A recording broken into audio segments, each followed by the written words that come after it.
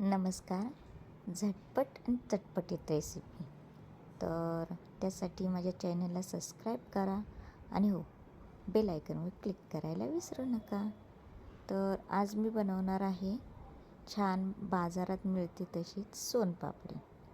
चला तर मग सुरुवात करूया.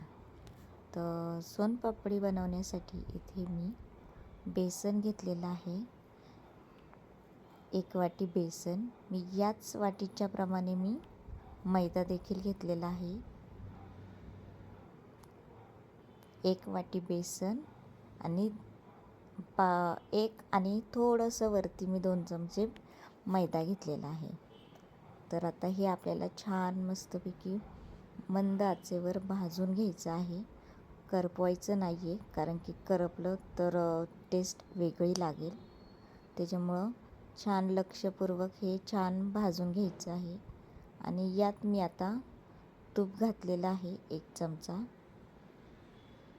शुद्ध गाईचं तूप आहे हे. तर आता या तुपामध्ये देखील हे छान 5-10 मिनटे भाजून घ्यायचे आहे.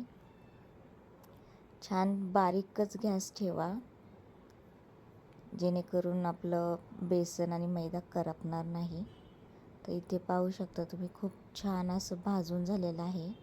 आता हे मिश्रण मी पुन्हा एकदा चाळणीने चाळून घेणार आहे, कारण जर चुकून एखादी गाठी किंवा गुठळ्या राहिल्या असतील तर त्या छानपैकी फुटतील. आणि आता इथे मी या पातेल्यामध्ये 1 वाटी साखर आणि याच वाटीने मी पाणी घेणार आहे. तर अर्धी वाटी पाणी घेतलेलं आहे आणि 1 वाटी साखर. तर आता हे छान मिक्स करून घेते. तर याचा आपल्याला पाक बनवायचा आहे.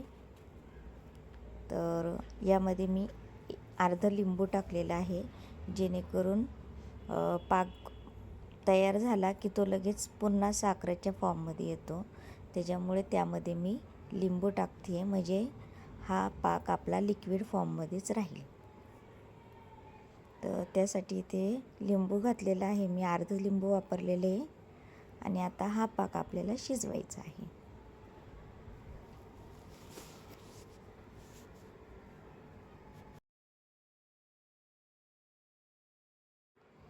आता इथे मी हे पीठ चाळून घेते आहे. छान अख्ख्या गुठळ्या फोडून घ्यायचे आहेत. आणि इकडे एका बाजूला आपला पाक तर शिजतच आहे. तर मध्ये मध्ये मी त्या पाकाकडे सुद्धा लक्ष देते आहे, हलवते आहे, त्याला ढवळते आहे. तोपर्यंत मी इथे एका ताटलीला तेल लावून घेणार आहे, जेणेकरून आपला पाक तयार झाला की मी तो या ताटलीमध्ये ओतणार आहे.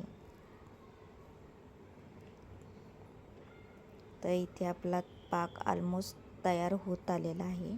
तर आपण पाक चेक करूया. तर पाण्यामध्ये असा पाक टाकायचा आहे, 2-3 थेंब.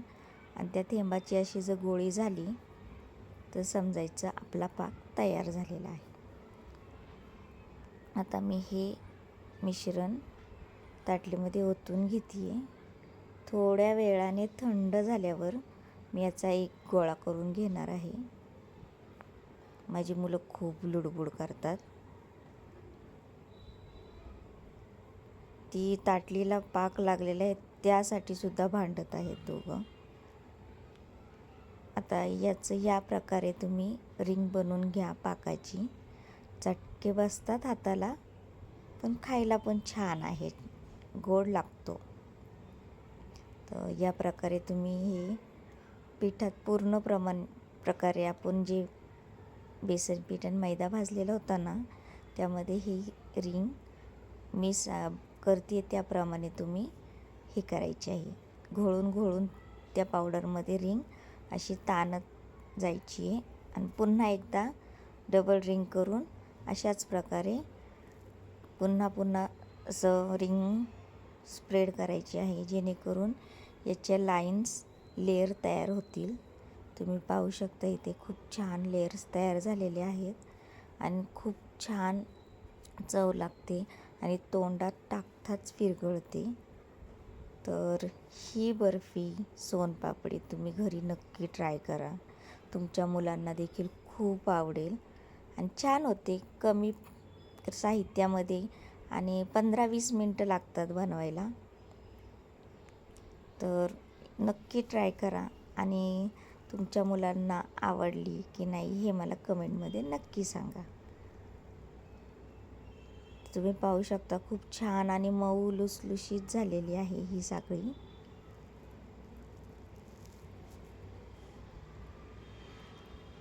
आणि याला तुम्ही हवा तसा शेप देऊ शकता तुमच्या आवडीनुसार. तर इथे मी माझ्या मुलीची भांडीकुंडी होती त्यातला मी एक छोटा ग्लास घेणार आहे आणि त्याने शेप पाडणार आहे. पण ॲक्च्युली तो व्हिडिओ मी स्किप झालेला आहे, माहीत नाही कसा, पण तो स्किप झालेला आहे.